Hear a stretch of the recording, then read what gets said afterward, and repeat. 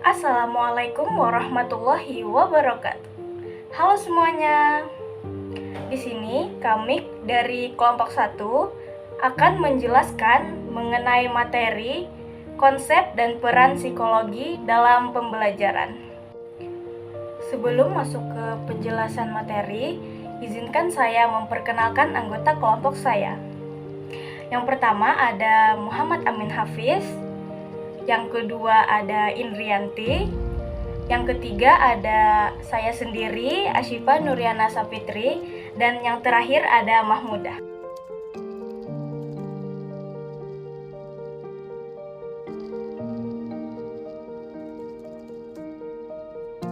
Materi yang pertama yaitu pengertian psikologi pembelajaran. Psikologi pembelajaran didefinisikan sebagai kajian saintifik tentang tingkah laku dan proses mental makhluk hidup atau organisme. Dengan demikian, ada 3 gagasan utama dalam definisi ini, yaitu saintifik, tingkah laku, dan proses mental. Berikutnya adalah pembelajaran. Secara umum, pembelajaran merupakan suatu proses perubahan tingkah laku yang diperoleh melalui pengalaman individu yang bersangkutan. Dalam proses pembelajaran, tidak hanya melibatkan penguasaan fakta atau konsep sesuatu tentang bidang ilmu saja, tetapi juga melibatkan perasaan-perasaan yang berkaitan dengan emosi, kasih sayang, benci, hasrat, dan kerohanian.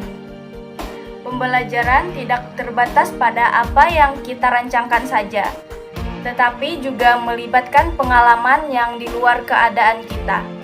Nah, berdasarkan beberapa uraian di atas, dapat disimpulkan bahwa psikologi pembelajaran didefinisikan sebagai ilmu yang mengkaji mengapa, bila mana, dan bagaimana proses pembelajaran berlangsung sebagai suatu makhluk hidup atau organisme. Baik, selanjutnya kajian psikologi yang berkaitan dengan pendidikan.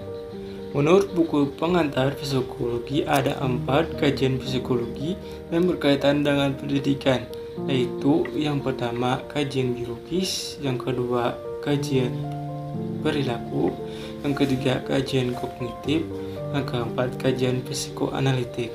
Yang pertama, kajian biologis. Pada dasarnya, peristiwa psikologis berkaitan dengan aktivitas otak dan sistem saraf. Otak manusia memiliki lebih dari 10 miliar sel saraf dan jumlah interkoneksi yang hampir tidak terbatas. Pendekatan biologis untuk mempelajari manusia dan spesies lain berupaya mengkaitkan perilaku terlihat terhadap peristiwa listrik dan kimia yang terjadi di dalam tubuh. Kajian biologis menghasilkan perkembangan dalam penelitian belajar dan memori. Pendekatan biologis dimaksudkan untuk mempelajari manusia dan spesies lain dengan mengkaitkan perilaku yang terlihat terhadap peristiwa di dalam otak dan sistem saraf. Pendekatan ini mencoba menentukan neurobiologis mendasari perilaku dan mental. Kajian perilaku. Dengan pendekatan perilaku dapat dipelajari seseorang melalui perilakunya dan bukan pada otak dan sistem sarafnya.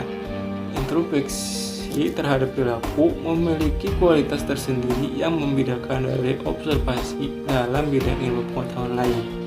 Dengan mempelajari apa yang dilakukan oleh seseorang, yaitu perilakunya, maka ilmu psikologi yang objektif dapat dikembangkan. Behaviorisme adalah sebutan yang ditunjukkan dalam bab kajian psikologi tentang perilaku, yang di dalamnya memuat tentang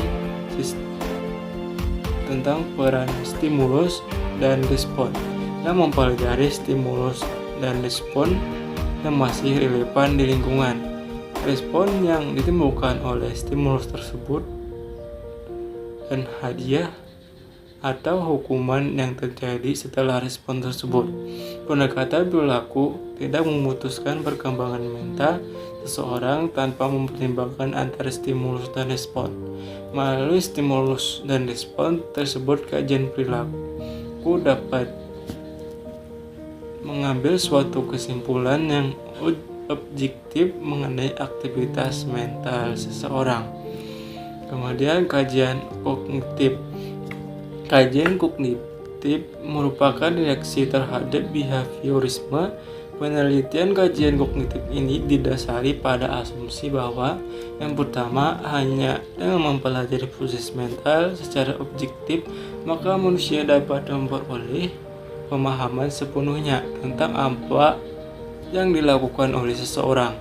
Yang kedua, menggunakan analogi antara pikiran dan komputer. Informasi yang masuk ke proses dengan berbagai cara dipilih, dibandingkan, dan dikombinasikan dengan informasi yang lain.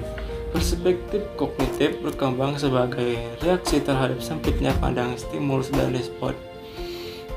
Memahami tindakan manusia semata-mata dalam pengertian stimulus dan respon mungkin telah memadai untuk meneliti bentuk perilaku yang sederhana, tapi pendekatan ini telah mengabaikan sangat banyak bidang penting fungsi manusia.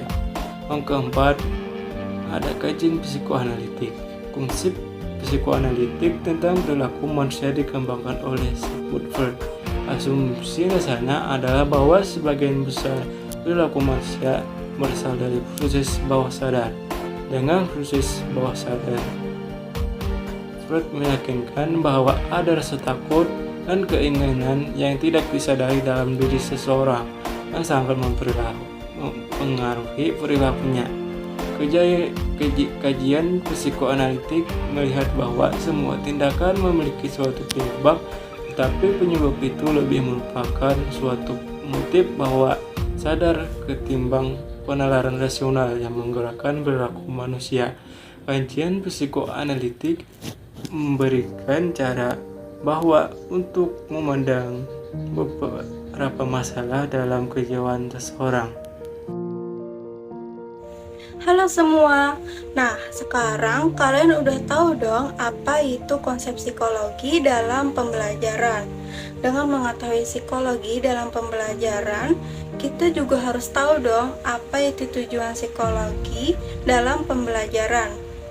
Jadi, tujuan psikologi dalam pembelajaran ialah untuk menjadikan pendidik yang bernilai dan berdaya guna dalam proses penyelenggaraan pendidikan di sekolah. Seorang guru harus memiliki pengetahuan psikologi, karena psikologi bertujuan untuk mengetahui perkembangan di dalam diri dan mengetahui perubahan perilaku seseorang. Selain itu, psikologi bertujuan untuk mengembangkan ranah afeksi guru agar terukur, seperti perasaan, emosi, dan sikap terhadap diri sendiri maupun orang lain. Dengan adanya pengetahuan mengenai psikologi, guru dapat memahami karakter setiap siswa. Tujuan mempelajari psikologi bagi seorang guru ialah untuk memahami perbedaan setiap siswa. Nah, setiap individu dilahirkan dengan potensi yang berbeda-beda. Psikologi dalam dunia pendidikan bertujuan untuk membantu guru menghadapi peserta didik yang unik dilihat dari segi karakteristik, perilaku, kepribadian, sikap, minat, motivasi, perhatian, daya pikir, bahkan intelijensi. Oleh karena itu, guru harus memiliki pengetahuan psikologi agar dapat memahami keberagaman antara siswa satu dengan siswa yang lainnya. Dengan pemahaman guru yang baik terhadap siswanya, maka bisa menciptakan hasil pembelajaran yang efektif dan efisien. Selain itu, psikologi juga bertujuan agar guru dapat memberikan bimbingan dan pengarahan kepada siswa. Guru yang dapat memahami psikologi, mereka dapat berperan sebagai pembimbing yang mampu memberikan bimbingan kepada peserta didiknya, terutama ketika peserta didik mendapatkan permasalahan akademik. Guru yang memahami peserta didik dan guru yang juga dapat menjadi pembimbing siswa biasanya dapat berinteraksi dengan tepat dengan siswanya, memfasilitasi dan memotivasi peserta didik. Maksud dari fasilitasi di sini ialah berusaha untuk mengembangkan segenap potensi yang dimiliki siswa, seperti bakat, minat, dan kecerdasannya. Sedangkan yang dimaksud memotivasi ialah berupaya memberikan dorongan kepada siswa untuk melakukan perbuatan tertentu khususnya dalam belajar. Tanpa psikologi, guru akan mengalami kesulitan untuk menjadi fasilitator maupun motivator bagi siswa. Secara keseluruhan dapat disimpulkan bahwa psikologi dalam pembelajaran berperan untuk membantu guru merencanakan, mengatur, dan mengevaluasi kegiatan belajar mengajar di sekolah. Melihat dari tujuan psikologi dalam pembelajaran, tentu kita jadi tahu ya manfaat dari psikologi. Psikologi pembelajaran memberikan manfaat besar dalam proses peningkatan kemampuan guru. Dengan psikologi, guru menjadi mampu mengelola proses belajar mengajar sesuai dengan prinsip-prinsip kejiwaan peserta didik, memudahkan penerapan pengetahuan, pendekatan, dan komunikasi kepada anak didik, membantu menciptakan suasana edukatif dan efektif sehingga guru mampu memberikan dorongan dan membantu peserta didik untuk mendapatkan semangat dalam belajar. Nah, sekarang kita udah tahu dong apa tujuan dan manfaat dari psikologi dalam pembelajaran. Untuk materi selanjutnya akan dijelaskan oleh rekan saya. Akan membahas mengenai peran psikologi dalam pendidikan. Psikologi dalam dunia pendidikan itu memiliki peran penting. Hal ini dikarenakan psikologi merupakan salah satu sumber ilmu yang harus dimiliki oleh seorang guru, khususnya dalam bidang psikis anak. Nah, yang dimaksud bidang psikis ini merupakan pengetahuan yang harus dimiliki guru meliputi perasaan, emosi, serta kebiasaan yang dimiliki peserta didik dalam interaksi pembelajaran yang berlangsung di sekolah. Selain itu, psikologi berperan untuk mengetahui faktor-faktor apa saja yang mempengaruhi pembelajaran peserta didik. Nah, faktor ini bisa dari dua faktor. Yang pertama dari faktor internal, yang kedua dari faktor eksternal. Kalau faktor internal ini merupakan faktor yang ada pada dalam diri anak tersebut. Contohnya seperti psikologi anak. Nah, kalau dalam psikologi ini seperti minat, bakat, emosi. Sedangkan faktor internal itu bisa juga berupa jasmani. Maksudnya itu adalah dari kesehatan anak ataupun cacat yang ada di dalam diri anak tersebut. Hal tersebut bisa mempengaruhi pembelajaran siswa. Yang kedua ada faktor internal. Nah, kalau internal tadi itu berasal dari dalam, kalau eksternal ini berasal dari luar diri peserta didik tersebut. Contohnya bisa saja dari orang tua, guru, bahkan dari masyarakat. Nah, jadi kedua faktor ini, yaitu faktor internal dan eksternal ini, bisa mempengaruhi pembelajaran siswa saat di sekolah. Nah, selanjutnya ada peran psikologi pendidikan.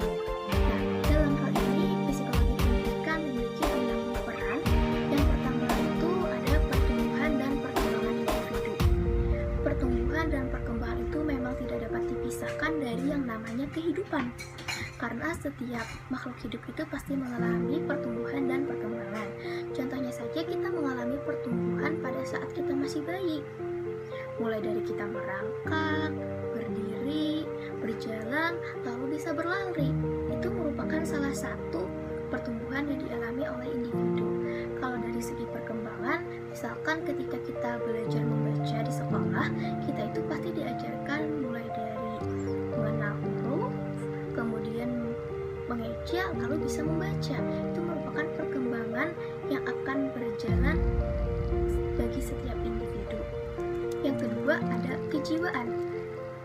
Kejiwaan ini merupakan aspek yang harus betul-betul diperhatikan oleh pendidik ataupun orang tua. Hal ini karena kejiwaan ini akan berpengaruh untuk membentuk kepribadian anak. Misalkan, kalau orang tuanya di rumah suka marah-marah, anak akan memiliki kepribadian yang temperamental orangnya. Kalau dari sekolah, misalkan guru tersebut berperilaku tidak sopan, maka anak juga akan ikut tidak sopan. Karena dikatakan bahwa anak-anak merupakan peniru yang ulung.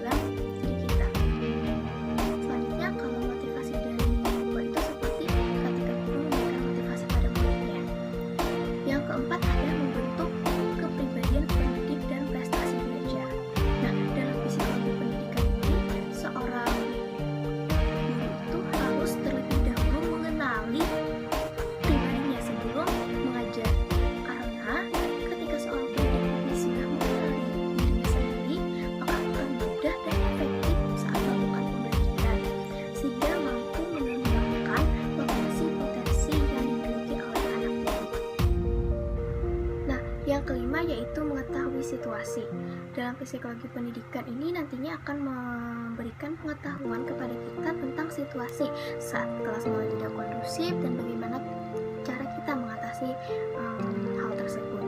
Yang kelima ada emosi.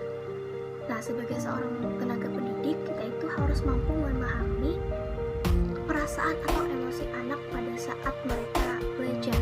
Contohnya ada anak yang bad mood. Kita harus mampu mengetahui apa yang menyebabkan anak bad mood, lalu kita mengatasi permasalahan tersebut, sehingga pembelajaran pun akan berjalan dengan lancar. Selanjutnya adalah kesimpulan dari pembahasan kali ini. Jadi, psikologi pembelajaran mempunyai peranan penting dalam pengembangan dan pemenuhan kebutuhan peserta didik.